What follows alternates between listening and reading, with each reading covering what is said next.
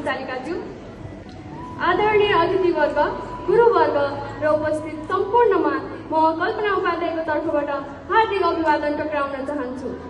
आज परेको यस स्वागत कार्यक्रममा म हजुरहरूको सामु एउटा छोटो र मिठो कविता लिएर उपस्थित भएकी छु।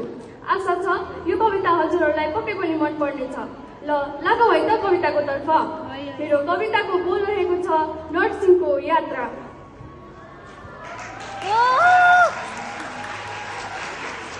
आऊ सुनाउँछु म तिमीलाई नर्सिङको गाथा।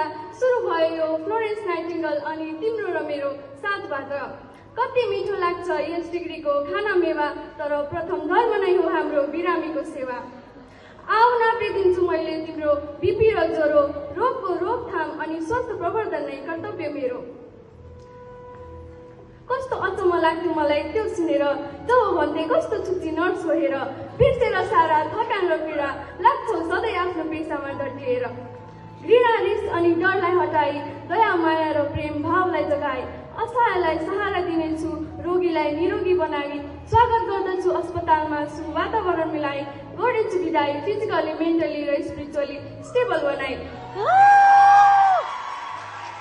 हो हरेक बाटोमा उकालो र उरालो हुन्छ, हिँड्न लागेपछि मार्ग आफै भेटिन्छ।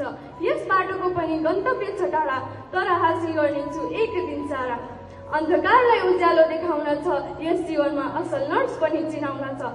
सिङ्गो संसार हेर्न बाँकी नै छ, अझै यात्रा जारी नै छ, अझै यात्रा जारी नै छ।